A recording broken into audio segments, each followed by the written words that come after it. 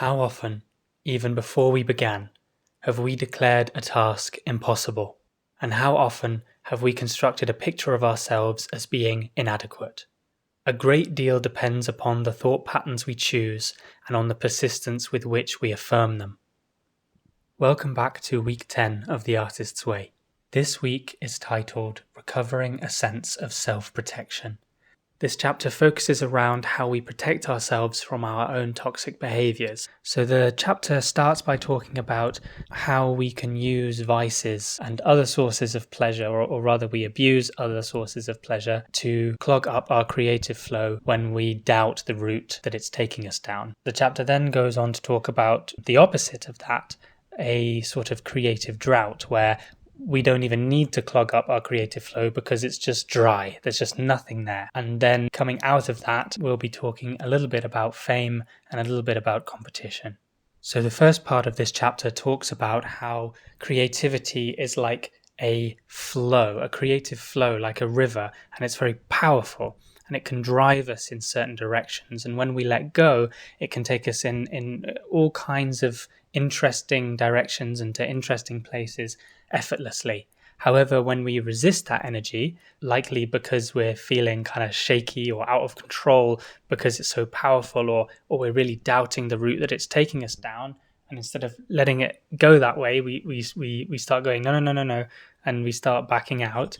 We try to clog up our creativity and the power of that flow with our vices. Some may say addictions. So whether that's food or alcohol or sugar or whatever it may be, it's the sex, drugs and roll, but without the rock and roll. It's more like sex, drugs and ice cream.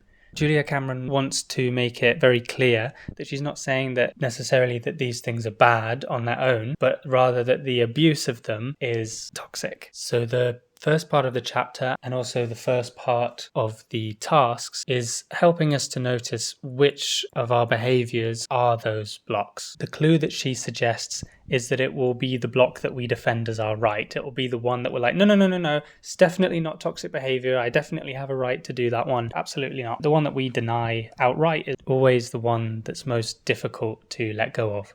Another common block or vice or kind of addiction that we may fall into is workaholism, where we are constantly working and keeping ourselves busy and saying, no, I definitely can't do this and can't do that because I'm quote unquote working. That is also a way of essentially action faking our way out of doing the real work that takes us in the direction of our goals. So workaholism isn't necessarily defined only by overworking, which is an aspect of it, filling up your timetable so that you can't possibly have time to do any art, but also is a type of work that is not orientated towards our goals. Quite often it is keeping us so busy that we are unable to work towards our goals. So Julia Cameron provides us with many sort of workaholism quizzes and vice quizzes and tasks to help us identify which of our vices we are using to clog up our creative flow when we are experiencing doubt. And there could be a whole myriad of reasons that we avoid going in the direction of that flow. Maybe it's because it's taking us in a direction that our teacher once said to us is, oh, that's a bit crass, or that's a bit this, or that's a bit that, or that's not real art, or whatever. Essentially, we are doubting the flow of the river. So the first task is called the deadlies, where you need to take a piece of paper and cut 7 small strips from it. On each strip, write one of the following words: alcohol, drugs, sex, work, money, food, family/friends. Fold these strips of paper and place them in an envelope, and then you shake it up, and then you take out one of them, and then you need to list 5 ways in which it has a negative impact on your life. The one that seems the most difficult, or maybe even the most inapplicable to you, you should consider very closely, because that resistance may be a very good clue that it is the one you need to be focusing on. The way that Julia Cameron likes to do this task is that you put that piece of paper back in, shake it up, and then choose again, and you do that 7 times, which means that you may draw the same slip of paper twice, or maybe 3 times, or maybe even 7. It's possible. She believes that that is significant, and that your "oh no, not again" reaction may actually be very useful in telling you which one of these is the one you should be focusing on. If you pick the same one out 7 times and each one you really struggle, question that. The one thing I would say though is that this task means that you will almost inevitably not take out all of the slips of paper, which means that if there was one in there that was really important to you and just by chance you didn't pick it out, that's a shame. So maybe it's worth doing it Julia Cameron's way, and then also at the end just at least picking out the ones that you haven't done yet and doing at least one run through of those. It would be a shame to miss it out if it's really important. I'd also like to mention that not all blocks to creativity are toxic. I realized this week through writing my morning pages that one of my main blocks is simply being cold. I get extremely complacent when I'm cold. I just don't want to move. I don't want to do anything. And that's not a toxic behavior. That's not a vice. And that's not even me plugging myself up with pleasure to avoid the creative flow. But it is something that gets in the way. And so like it sounds silly that I even needed to work this out. But if I go and have a hot shower, a hot bath, or drink a hot drink, cover myself in very warm clothes and run around for a bit, immediately, in 5 minutes, I'm ready to create. But if I hadn't done those steps and I just stayed cold, I would keep thinking to myself, in a minute, another minute, I'll do it a bit later. And I'll keep doing that for a really extended period of time. So I want to be careful with these blocks, that not all of them are necessarily vices, and that it is also useful in reflecting upon the things that get in the way, that we don't need to blame ourselves for, that we don't need to be like, I feel so ashamed of myself for drinking alcohol, or, whatever. It's not about that. And sometimes I feel like these kinds of texts play into our desire to blame ourselves for our actions. Of course, that is my responsibility when I'm cold to get warm. It's just, and I just hadn't noticed it. And it's the same with these so-called deadlies, that you don't need to feel ashamed of having them. And, she's not outright saying that, but I do feel like implicitly these texts make us feel like we should be ashamed of the behaviors that we have. And actually, we really shouldn't. It is the way that it is. It's important that you notice it. And then it's your responsibility to correct it if you need to and want to. But no one should be made to feel ashamed about anything on this list. Truly. You are here because you want to make art. This will help you make art, so you go for it. Now, the next part of the chapter talks about creative drought, which is kind of the opposite to these vices and clogging, where the flow is so powerful that we want to take back control of it. Instead, in a drought, it's like there is no creative force at all. It is the desert, it is the dry season. We're not being driven by anything to create anything. And these droughts appear from nowhere, and they can stretch on for really long periods of time. So we're not clogging up our creative flow with vices because there is no creative flow to clog.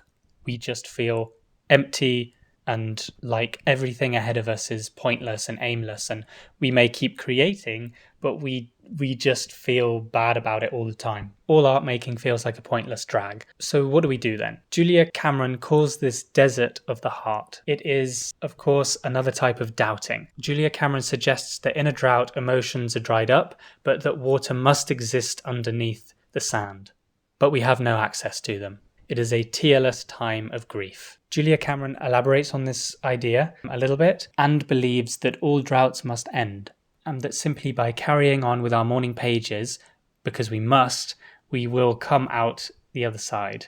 Personally, I think this doesn't offer us much in the way of comfort or even cure for the issue. Under what grounds is Julia Cameron suggesting that we should just carry on suffering until things get miraculously better? Now, I do believe that we should carry on, but only because we can feel and hear the trickle of love for our art and the world of art flowing underneath the sand. Why on earth in that scenario would you not dig down?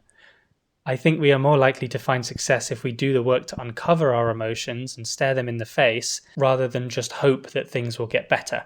In other words, we need what many people would call therapy. And therapy of this kind is all about dealing with the truth. It is about how we manage the truths that make us uncomfortable. I think that the biggest truth we may have to face in the art world that makes us uncomfortable is the fact that we will never be famous. And we will never be the best in the world, and will never be put on a pedestal for the things that we create. Which ironically, is the next section in this chapter. The next two sections following this drought section are fame and competition. So in terms of fame, many of us in the art world may be lamenting the fact that we're never going to be famous. And luckily, the ways of dealing with that particular case are talked about in the fame section of this chapter. It is simply stated that fame and success are not the same, and deep down we know that. We have all felt the warm joy of success at the end of a hard day's work, but fame is an addictive feast that always leaves us hungry. Competitiveness and fame are a byproduct of the "how am I doing" syndrome. This is also exactly what we are doing when we are falling into equally toxic competitive frames of mind. Like, oh, I need to do better than that person, or I'm feeling angry and bitter that that person succeeded instead of me, and etc., etc. The "how am I doing" syndrome is not asking the question, is the work going well? It is an obsession with how does it look to them, or how does it look to everyone else. Julia Cameron reminds us that the point of the artwork is the artwork, not how it looks to other people. And fame and competition are all about how it looks to other people. Do you love dancing or not? And if you do, how do you unwrap yourself from this trap of obsession with what everyone else thinks? We all like receiving credit where credit is due, but this is not the same. We are using the wrong metric for success, and instead we should be looking at how many beautiful pieces of art we've made and how we feel when we make them. We must nurture our artistic selves through play and making. That's all for this week. Take care of yourselves, and I'll see you next time.